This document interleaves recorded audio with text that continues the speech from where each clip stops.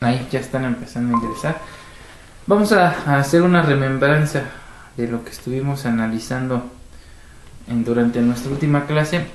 Estuvimos analizando el tema relativo a la acción penal y en primera instancia determinamos qué se entiende genéricamente por el término acción y decíamos que este previene del latín actio, actionis, que significa actuar, llevar a cabo, y deriva del vocablo agere o hacer. En su acepción gramatical, la palabra acción significa una actividad o movimiento que se encamina a un determinado fin. Incluso cuando nosotros analizamos este concepto dentro de lo que es el derecho penal, hablábamos de un hacer. En este sentido, ahora llevando la palabra acción al ámbito del derecho penal y concretamente lo que es la acción penal, esto implica el derecho a la persecución penal, es decir, la acción penal va a consistir entonces en poner en marcha al órgano jurisdiccional en materia penal a efecto de ejercer un derecho de persecución, ya sea por parte del Estado o la víctima o ofendido, ello en virtud de la comisión de un hecho que aparentemente es constitutivo de delito. En concordancia con lo anterior, actualmente el artículo 21 de la Constitución Federal pues regula dos tipos de acciones penales: la acción penal pública y la acción penal privada o acción penal de particulares. En ese orden de ideas, entonces, el dispositivo constitucional en comento refiere que la investigación de los delitos corresponde al Ministerio Público y a las policías, en las cuales van a actuar bajo la conducción y mando de en la función, en el ejercicio de dicha función, y que el ejercicio de la acción penal ante los tribunales le va a corresponder al Ministerio Público, pero que la ley va a determinar en qué casos los particulares también podrán ejercer lo que se conoce como la acción penal de particulares ante la autoridad judicial. Luego entonces del dispositivo constitucional de referencia se desprende entonces que el ejercicio de la acción penal se va a clasificar en dos aspectos. En primer lugar vamos a tener la acción penal pública, cuyo ejercicio le corresponde en forma exclusiva al Ministerio Público y es quien debe incentivar al órgano jurisdiccional mediante la solicitud de la audiencia inicial, ya sea a través del control de la detención cuando hablamos de delitos flagrantes o el denominado caso urgente, o bien pudieras también tratarse de una investigación sin detenido, para lo cual acuérdense no va a haber control de la detención, sino el primer acto que se va a llevar a cabo es la formulación de la imputación, obviamente previa solicitud de lo que sería la orden de aprehensión, de comparecencia o citatorio según sea el caso.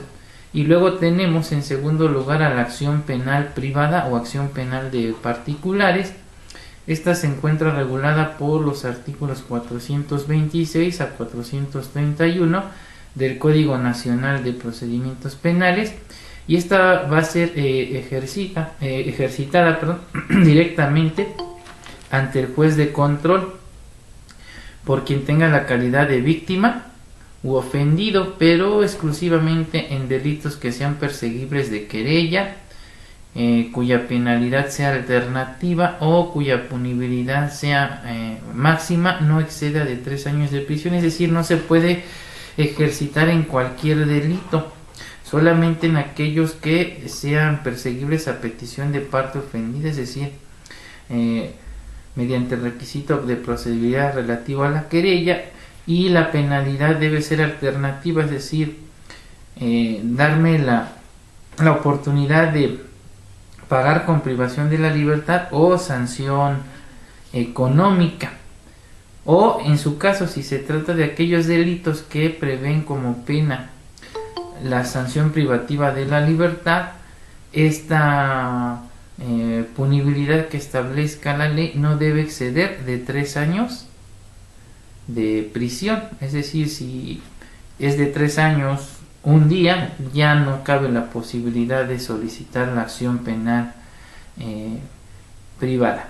Ahora, no obstante lo anterior, la acción penal como actualmente la conceptualizamos, pues tuvo que pasar por una evolución histórica misma que pues tenemos que analizar a través de los diversos sistemas procesales que han existido a lo largo de la historia y que nos han permitido llegar hasta lo que hoy conocemos como el proceso penal de corte acusatorio y oral. Entonces, el día de hoy vamos a analizar lo relativo a los sistemas procesales. ¿Ya empezaron a leer su material, Tomás?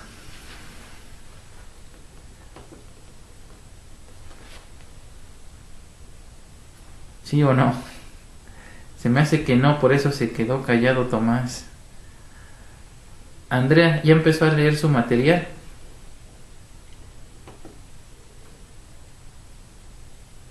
No, profe, discúlpeme. Gaby, tampoco, ¿verdad? Bueno, No, profe. ¿no? Bueno, vamos a determinar entonces en primera instancia qué entendemos por un sistema procesal. El concepto, definición, puede variar un poco dependiendo del autor que consultemos.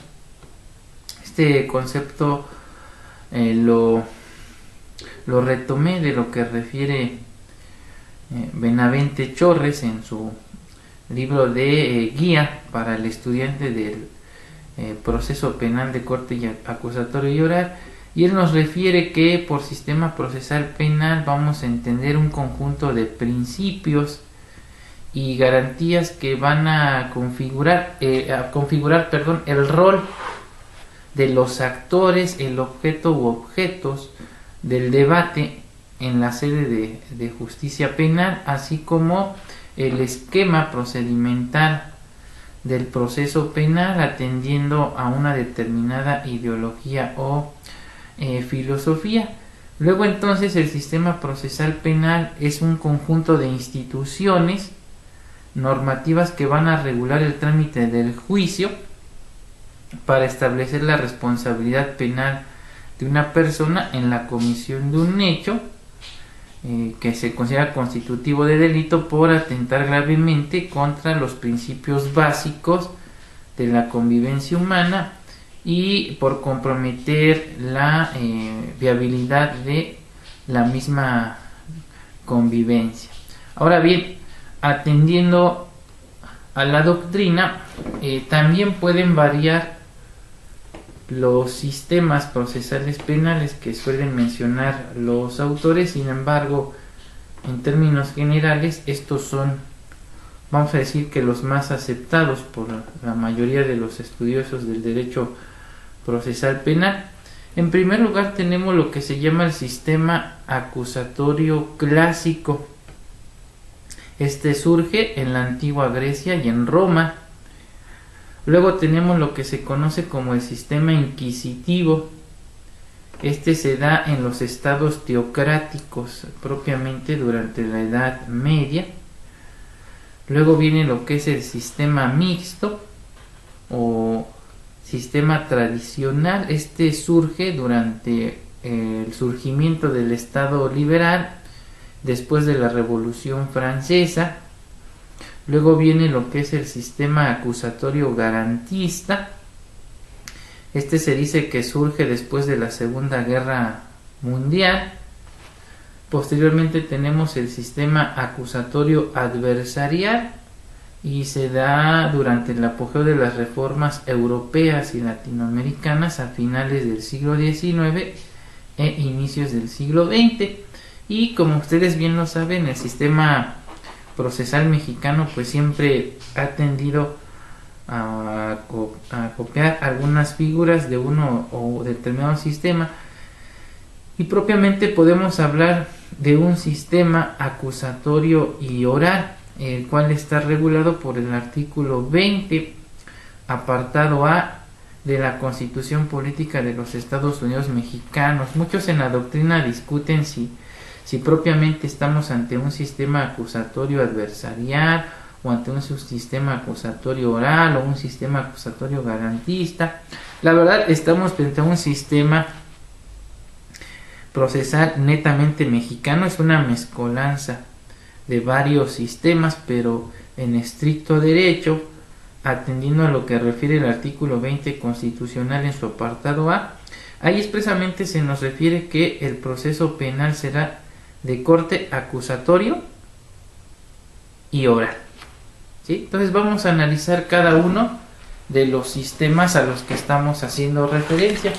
Vamos a empezar entonces por analizar lo que sería el sistema acusatorio clásico, ¿sí? Este, como se los había indicado, surge en Grecia y es retomado y mejorado por el Imperio Romano. En él se logra permear perfectamente la denominada trilogía procesal o la estructura o separación de funciones entre lo que es el acusador, el acusado y el tribunal que resuelve el conflicto.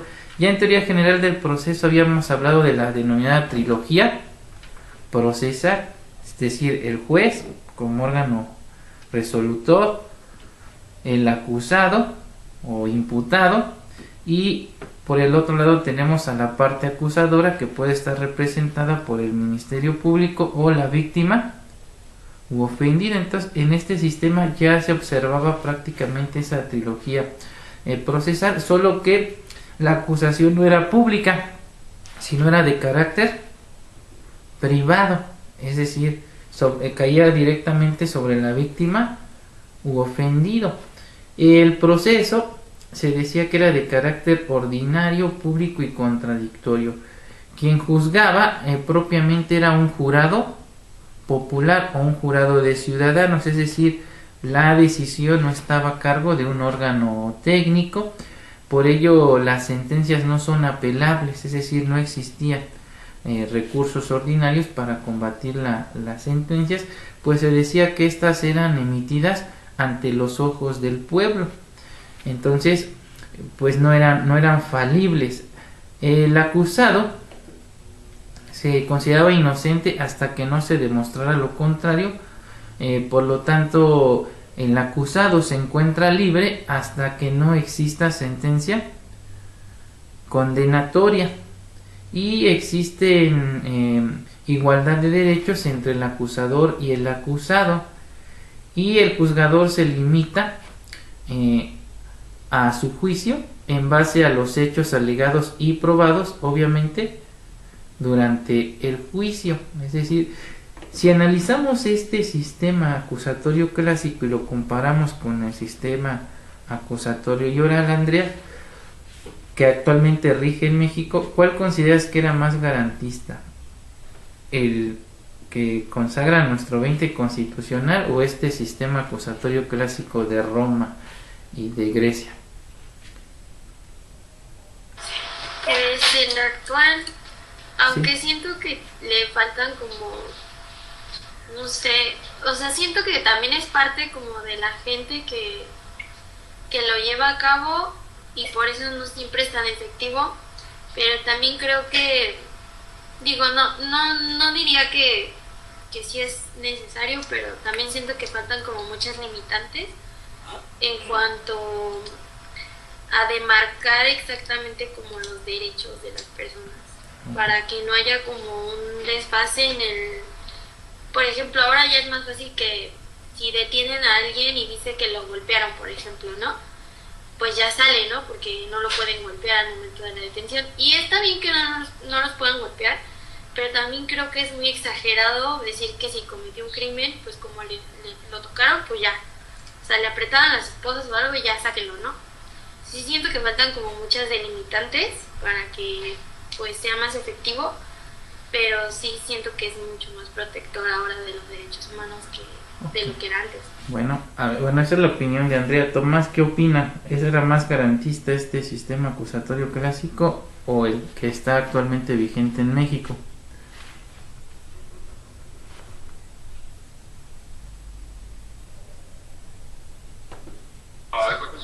Maestro, me preguntó a mí, ¿verdad? Lo que pasa es que no le escuché la pregunta.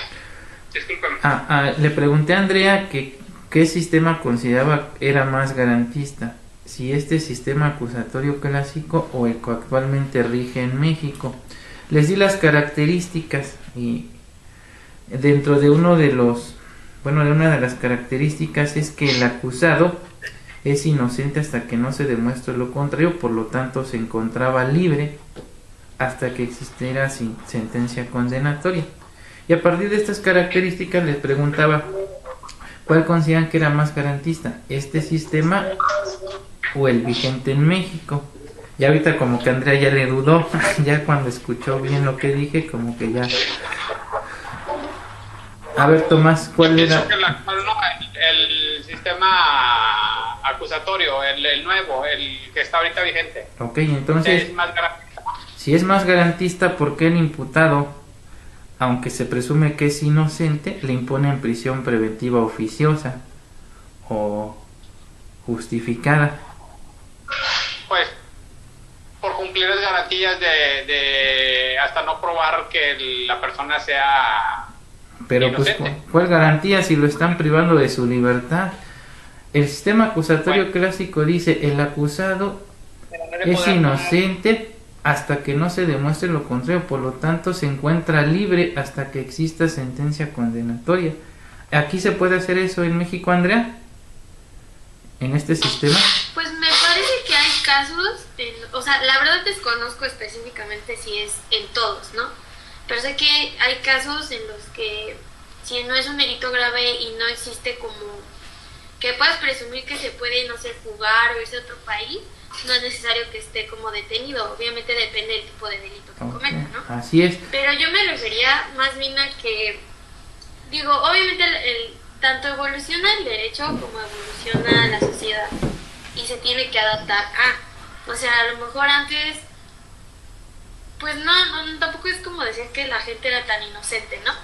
Pero a lo mejor es una manera vulgar de decirlo, pero siento que ahora hay más maña y es como más fácil que una persona se dé a la fuga de haber cometido un delito de lo que probablemente pudiera hacer antes.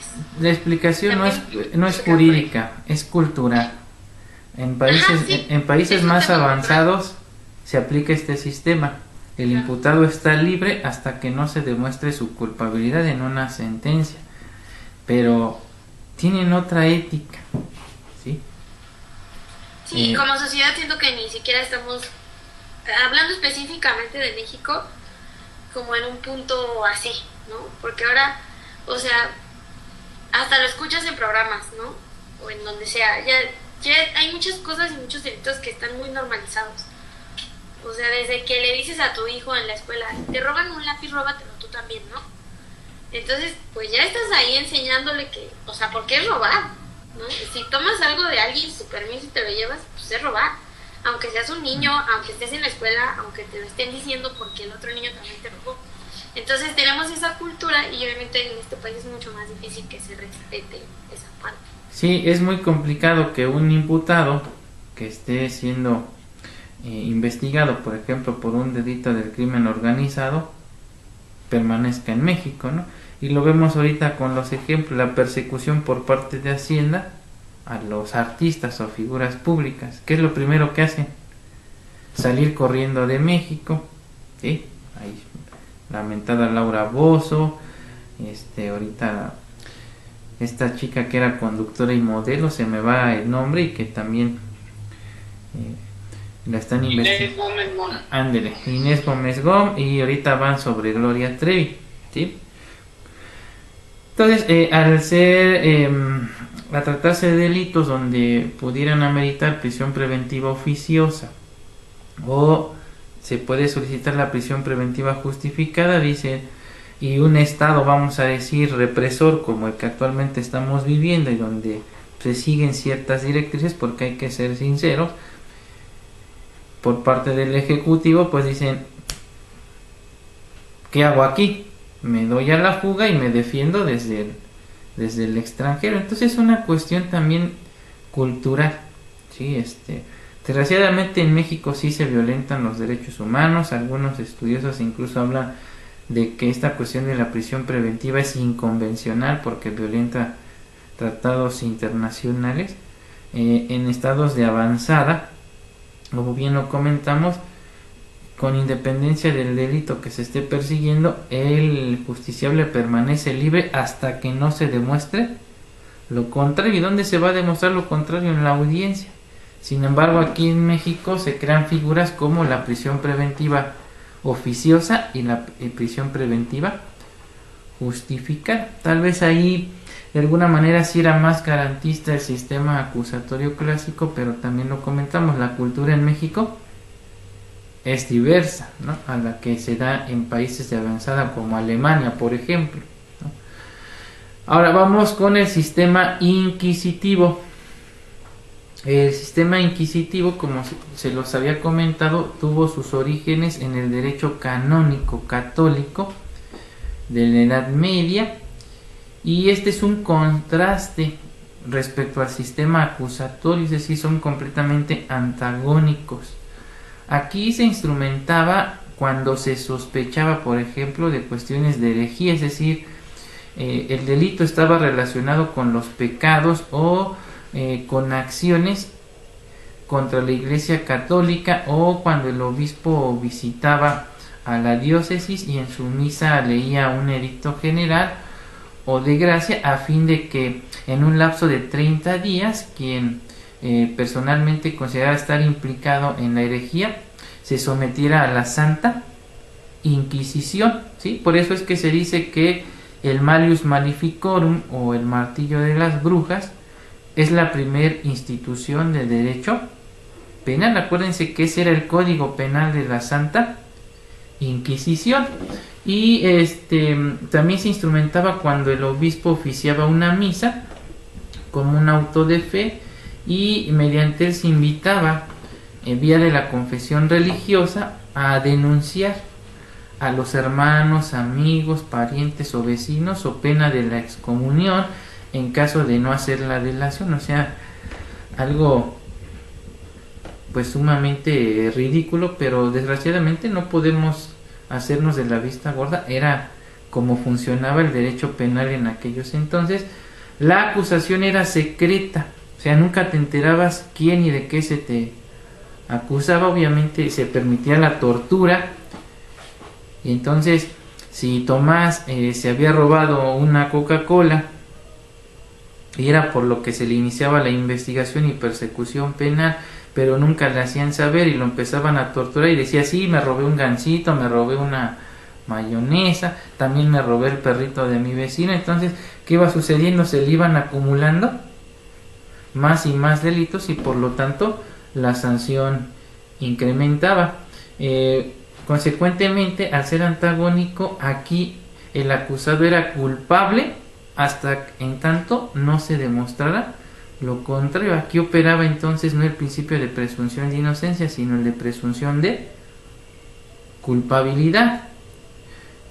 Cuando el acusado era culpable, desde el inicio la primera pena que se le imponía era la confiscación de sus bienes, ¿sí? Entonces lo dejaban propiamente sin propiedades. Como les comento, no se le hacía saber al acusado la causa penal o el motivo por el que estaba siendo procesado, por lo que pues nunca se enteraba quién y de qué se le acusaba. El proceso era especial e indicial, o sea, se basaba en la simple sospecha.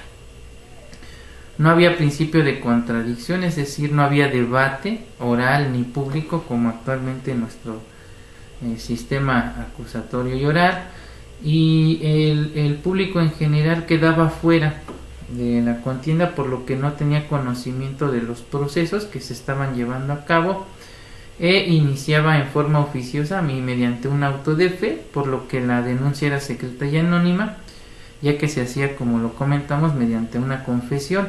Al no haber igualdad entre las partes, el acusado pues no podía defenderse, y el juez investigaba y también juzgaba para buscar la verdad divina. Es decir, el juez era investigador y a su vez era juzgador, era juez y parte, ¿sí? O sea, no había, como ahora lo conocemos, el agente del Ministerio Público, todo quedaba a cargo de un juez.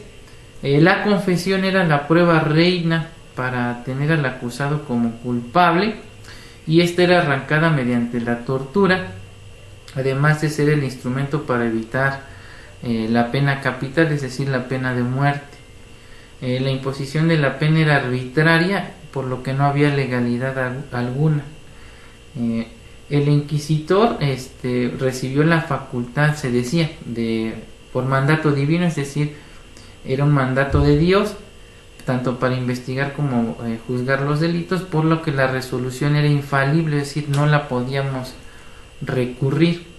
Y se estableció posteriormente el principio de doble instancia y la figura de la apelación, pero pues normalmente se confirmaba.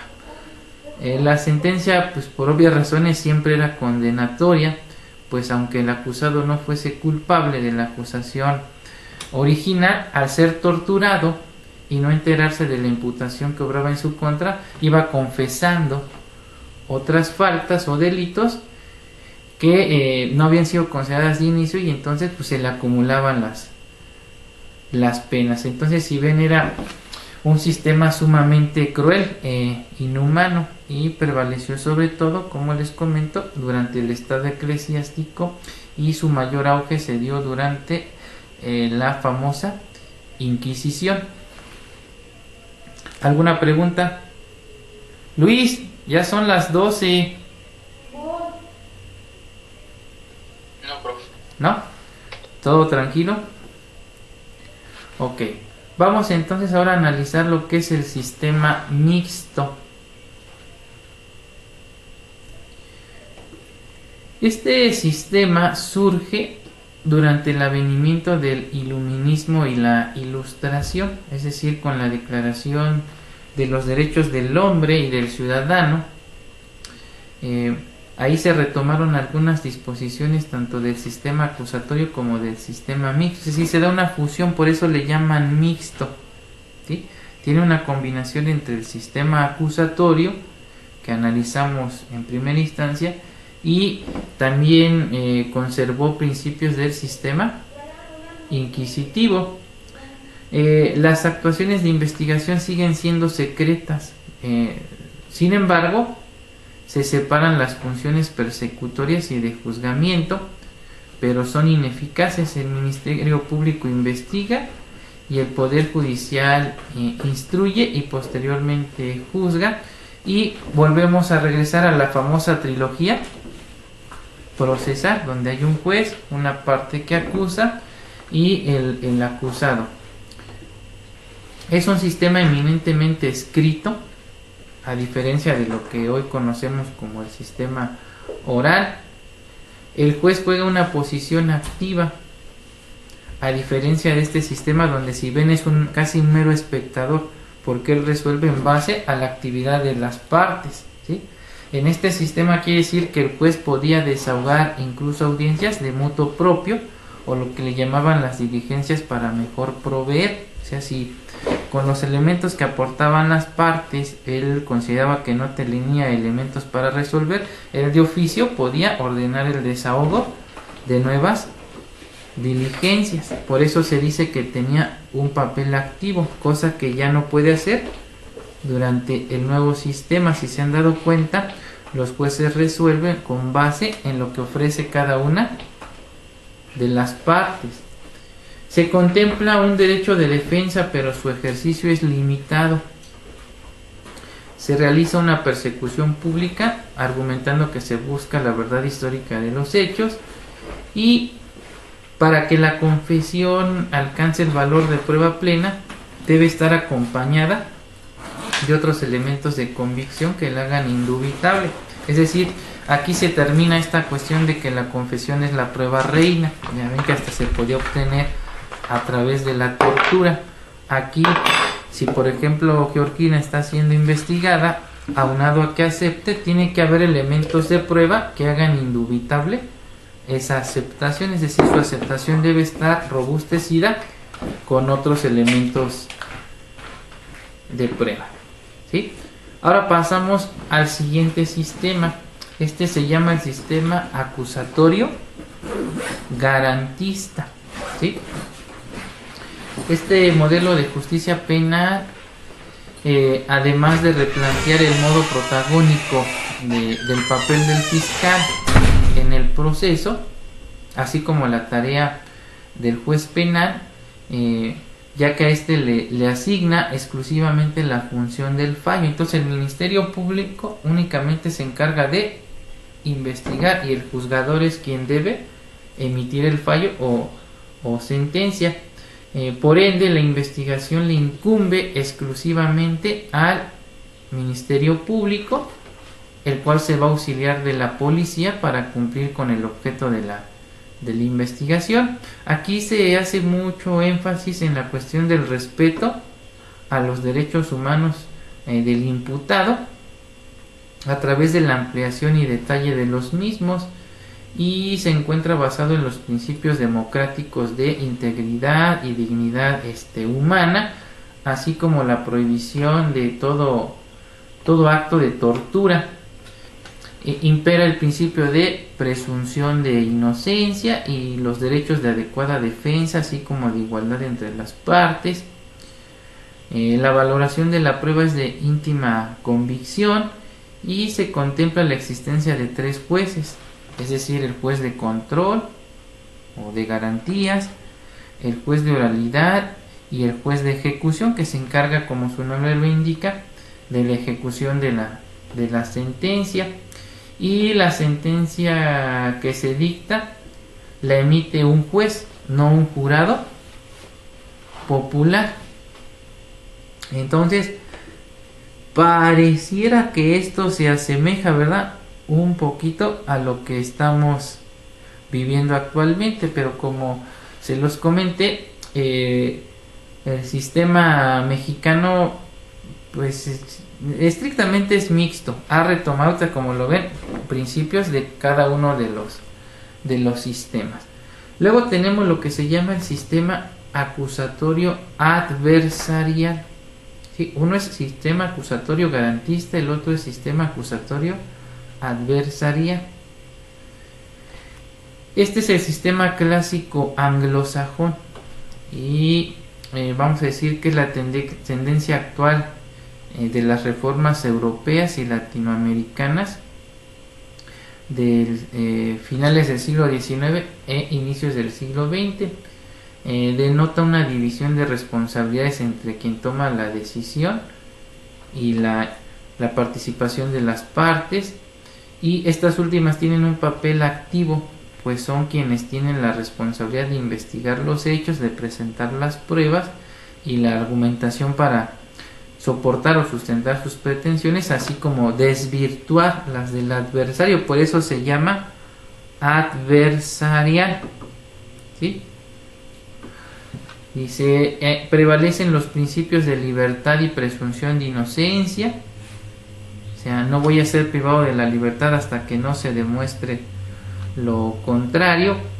Hay igualdad entre las partes y se proponen mecanismos alternativos de solución de controversias, y la sentencia la emite un jurado. Entonces, aquí parece que también nuestro sistema retomó algunas características de este sistema. Por eso les digo, el sistema mexicano se cuece aparte, tiene una combinación, una fusión de varios de los sistemas que hasta ahora hemos analizado.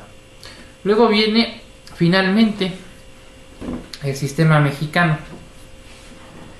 ¿Cómo se llama? Sistema acusatorio y oral. Así refiere el artículo 20 constitucional. Entonces, y también lo refiere el artículo 4 del Código Nacional de Procedimientos Penales, los cuales refieren que el proceso penal en México será acusatorio y oral. Ahora vamos a explicar por qué es acusatorio. Es acusatorio en virtud de que para iniciar el proceso en contra de una persona se requiere de una acusación. ¿Por parte de quién? Del Ministerio Público, obviamente tratándose de delitos de acción penal pública, como ya lo vimos, o en su defecto la víctima o ofendido, acuérdense, a través de la acción penal privada, ¿sí? Estos además tienen la carga de la prueba, es decir, tienen que demostrar la culpabilidad del justiciable, por eso son la parte acusadora. Al imperar el principio de presunción de inocencia, entonces el imputado pudiera mantenerse incluso en la inactividad probatoria, pues quien tiene que demostrar su culpabilidad precisamente es la parte acusadora, ¿sí?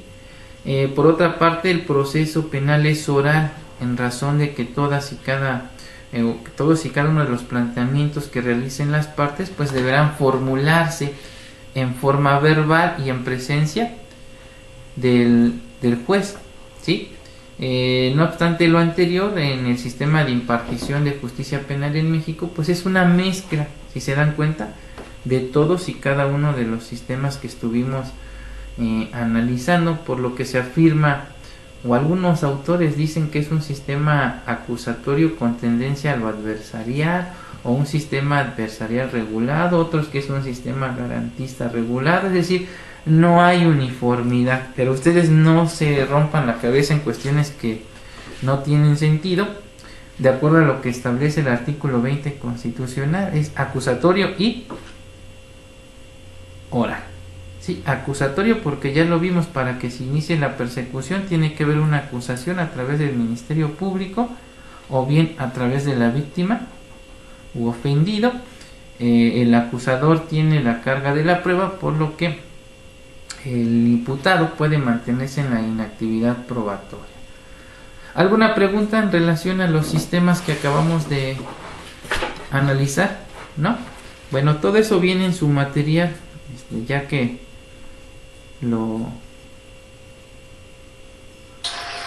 Profe, ¿sí? No leí el material, pero hay un libro, bueno, lo leí hace tiempo, por ahí lo tengo, igual si quieren leerlo, es muy bueno y habla sobre todo como el progreso y el avance del derecho penal en la historia.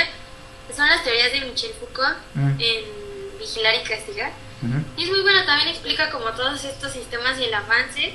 Y pues en sí su teoría también era esa, ¿no? Que el sistema penal avanzaba conforme la sociedad porque se tenía que adaptar a. Sí, correcto. Y también está también de Michel Foucault, La verdad y sus formas jurídicas, te habla exactamente de lo mismo. Los que quieran también entender lo que es la diferencia entre el proceso inquisitivo, el mixto y este sistema acusatorio y oral, pues también pueden leer el proceso de Kafka. También ahí podemos ver las matices de lo que era esta cuestión de que la acusación era secreta, que nunca se enteraba de qué se le acusaba y cómo iban aceptando, ¿no?, paulatinamente otros cargos que no tenían relación con la acusación, y donde prácticamente pues quedabas en estado de indefensión. Sí, por eso se dice que la regla general pues era una sentencia condenatoria. Era muy raro que en un sistema inquisitivo se declarara tu inocencia. Hasta los mismos inquisitores le tenían miedo a la Santa Inquisición. Es más, hay una película también hablando de esto, En el nombre de la rosa, con Chuck Connery, donde también podemos ver esta cuestión del sistema inquisitivo, ¿no? Y cómo el inquisitor tiene miedo, ¿verdad?, cuando lo van a someter a la Santa Inquisición, porque sabe que de ser llevado a juicio no tiene escapatoria alguna, ¿sí? Bien, ahora, ¿qué vamos a ver a continuación? Vamos a analizar ahora las diversas reformas en materia constitucional penal que se dieron a partir del 18 de junio de 2008. Ustedes, como bien lo saben, nosotros, mediante la publicación de un decreto de reforma constitucional, pasamos de un sistema tradicional o mixto a un sistema acusatorio y oral. Y a partir de este decreto, que fue publicado en el Diario Oficial de la Federación el 18 de junio de 2008, pues se estableció un plazo de 8 años para que las entidades federativas y la federación hicieran las adecuaciones correspondientes para ajustar su sistema de impartición de justicia penal a las exigencias que estaba haciendo en ese momento la suscripción de tratados internacionales por parte del Estado mexicano, y dentro de ellos las observaciones que se le hacían era que tenía que ajustar su sistema de impartición de justicia a este modelo de la oralidad. Entonces se modificaron en su totalidad 10 artículos constitucionales, 7 de ellos en materia penal, es decir, del artículo 16 al artículo 22.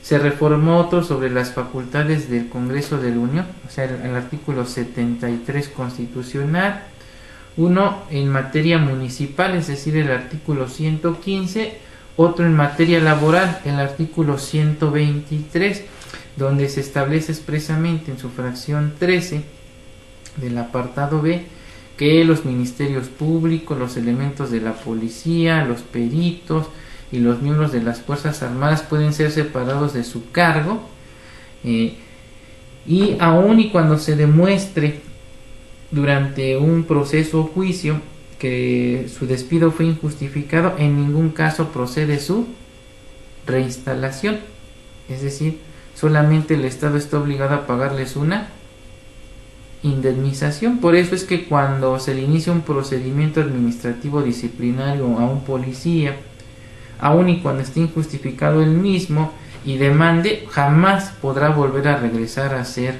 miembro de las fuerzas policiales o de las Fuerzas Armadas, Ministerio Público o perito. Es una excepción. El propio artículo 1 de la Constitución nos refiere que el Estado mexicano reconoce los derechos plasmados en dicho ordenamiento, así como en los tratados internacionales de la materia de los que México forme parte, salvo las excepciones que señale la propia Constitución, y una excepción es esa, el artículo 123, apartado B, fracción 13. Por eso es que le violentan sus derechos humanos a los policías, sobre todo a los miembros del Ministerio Público, peritos, y en cualquier momento los pueden despedir, y aun y cuando sea injustificado el despido, el Estado solamente los indemniza. Ahorita, por ejemplo, hay un conflicto, dado que ya se había tardado la Fiscalía de la Ciudad de México en aplicarles este 123 apartado B, fracción 13 al personal ministerial y miembros de la Policía de Investigación, así como a sus peritos. En el caso de que ellos se les tiene que aplicar exámenes de manera constante para acreditar que cuentan con los conocimientos, aptitudes y capacidades para permanecer en el cargo. Sin embargo, pues obviamente esto de alguna manera ellos consideran que es violatorio de sus derechos, porque pues no tienen estabilidad y en cualquier momento los pueden despedir. Sin embargo, es algo que está permitido por la propia Constitución, es una de las excepciones. ¿Esto qué implica? Que cualquier recurso, medio de impugnación o amparo que promuevan será notoriamente improcedente, ¿sí? Entonces, si quieres permanecer dentro de tus funciones, tienes que estar en constante capacitación y te tienen que estar aplicando de manera constante los exámenes de control de confianza, ¿sí? Capacidades, aptitudes, y pues ese tipo de personal siempre está con un pie dentro y con un pie fuera de la institución. Ya esto se había aplicado en el 2009 a personal de la entonces Policía Federal de Investigación, y la Corte resolvió que no se violentaban sus derechos humanos, precisamente porque es una excepción que prevé la propia Constitución. Bien, ahora, ¿cuáles fueron entonces las modificaciones importantes en materia penal dentro de nuestra Constitución Federal con motivo de la reforma en cuestión? Se hacen cambios importantes a los artículos 16, 17, 18, 19, 20, 21, 22, 73, en este caso el apartado B en sus fracciones 21, 23, la denominada fracción 13 del apartado B, el artículo 115, fracción séptima,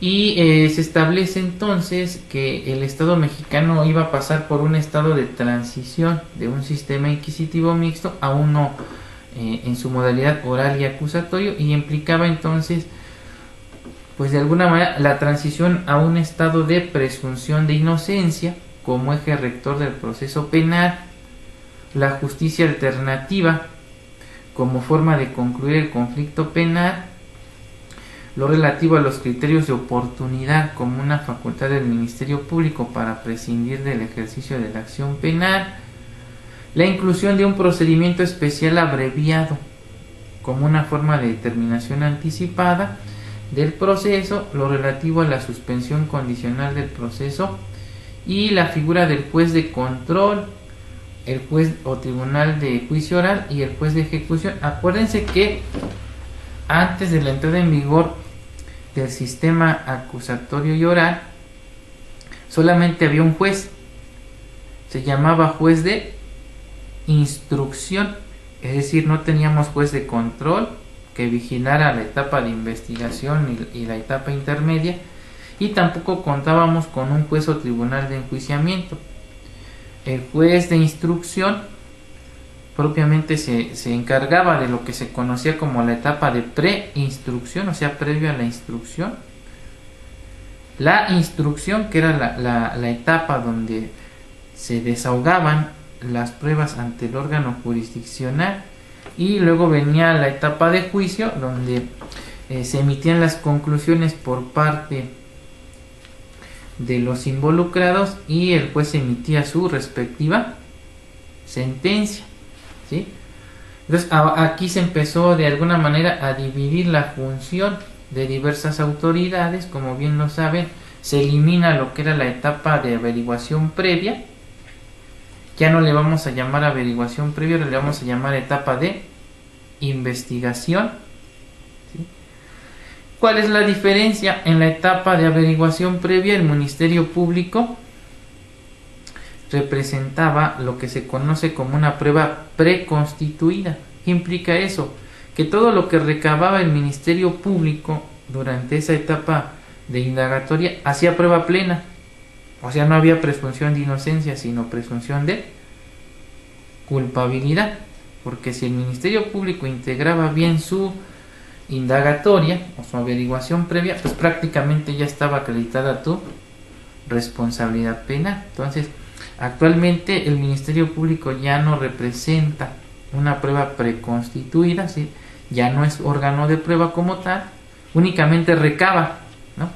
Entonces se elimina lo que se llamaba el concepto del cuerpo del delito y se sustituye por lo que hoy se conoce como dato de prueba, ¿sí? Entonces, si ustedes leen el texto anterior del artículo 16 constitucional, nos hablaba no de dato de prueba, sino del cuerpo del delito, ¿sí? Y entonces, con la modificación al artículo 16 se elimina el concepto de cuerpo del delito como uno de los requisitos esenciales para que el Ministerio Público pueda solicitar una orden de aprehensión en contra de una persona, y entonces se sustituye este término por la cuestión de el dato de prueba. ¿Y qué es un dato de prueba? Ya lo habíamos comentado en teoría general del proceso. Es una mera referencia, ¿verdad?, a un medio de convicción que aún no ha sido desahogado ni valorado por el juez, es decir, es una verdad indiciaria. Con esto se elimina la cuestión de que el Ministerio Público me determine qué va a ser prueba o no durante el juicio. ¿Quién me va a determinar entonces ahora qué medios de convicción van a hacer prueba o no en el juicio? El juez de control. Durante la etapa intermedia ya vimos que ahí se da un debate, una depuración probatoria. Las partes discuten en relación a si se debe admitir o no un medio de prueba a juicio, y aquellos que pasan ese filtro entonces ya serán valorados como prueba por el juez de enjuiciamiento, ¿sí? ¿Qué más? Bueno, Eso es por lo que respecta al párrafo segundo del artículo 16. Actualmente ya se recorrió, después vino otra reforma en materia de datos personales, de internet, y se recorrió. Entonces actualmente lo que en ese entonces era el párrafo segundo, hoy es el párrafo tercero. ¿Y de qué nos habla? De los requisitos para girar una orden de aprehensión. Entonces, para justificar la eliminación del cuerpo del delito, en la exposición de motivos de la reforma constitucional en comento se dijo que en ese entonces el procedimiento penal empezaba con una averiguación previa a cargo del Ministerio Público, cuyo objeto principal era acreditar precisamente el cuerpo del delito y la probable responsabilidad para consignar, en su caso ante un juez y obtener lo que se llamaba en aquellos entonces un auto de formal prisión. Hoy ya no hablamos de auto de formal prisión, ya lo saben, es auto de vinculación a proceso. Esto significaba entonces que se emitía un auto después de probar los elementos del delito y relacionar causalmente el cuerpo del delito con el acusado, lo que en la práctica significa que se presume que es culpable hasta que no se demuestre lo contrario. Por lo tanto, el indiciado, como se le llamaba entonces, en ese entonces, tendría que demostrar su inocencia. Entonces, para darle cavidad a la presunción de inocencia, lo primero que se tuvo que eliminar entonces es el concepto de cuerpo del delito, y entonces ahora se habla de dato de prueba, ¿sí? Bien.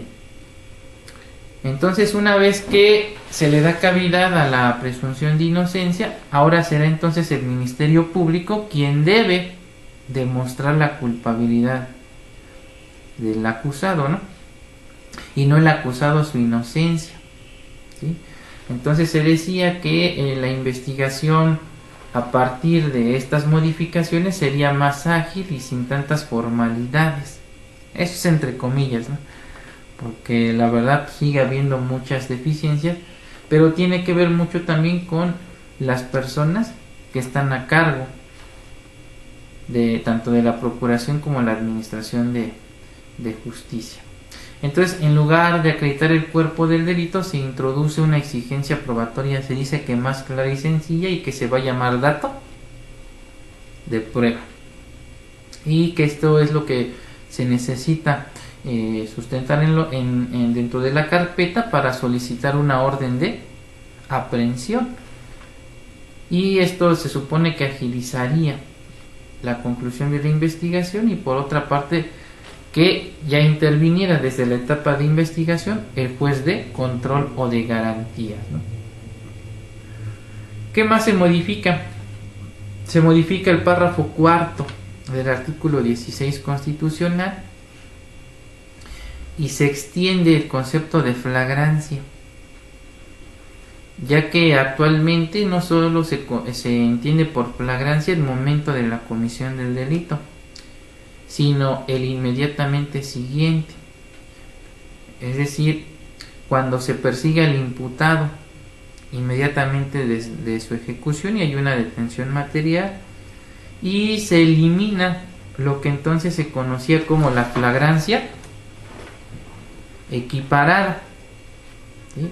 Es decir, aquella detención que se practicaba y no había uniformidad en los códigos, porque el Código Federal hablaba de 48 horas, otros códigos estatales hablaban de 72, otros de 24, y entonces quedaba al arbitrio del legislador secundario determinar cuál era la temporalidad para acreditar esa denominada flagrancia equiparada. Entonces se dice que para no vulnerar los derechos humanos del imputado, entonces se elimina esta cuestión de la temporalidad, y entonces el sujeto solamente podrá ser objeto de flagrancia cuando se ha detenido precisamente en el momento de la ejecución o inmediatamente después de haber cometido el hecho. y entonces esto da nacimiento a lo que ya habíamos comentado con antelación, a la denominada cuasiflagrancia, es decir, cuando inmediatamente después de haberlo ejecutado, el sujeto es perseguido y detenido. Y luego viene la denominada flagrancia por señalamiento, como su nombre lo indica, es cuando el imputado es señalado por algún testigo, la propia víctima o ofendido o un partícipe del delito, pero además se debe encontrar en su poder el objeto o instrumento del delito, y la denominada flagrancia indiciaria, es decir, cuando existen datos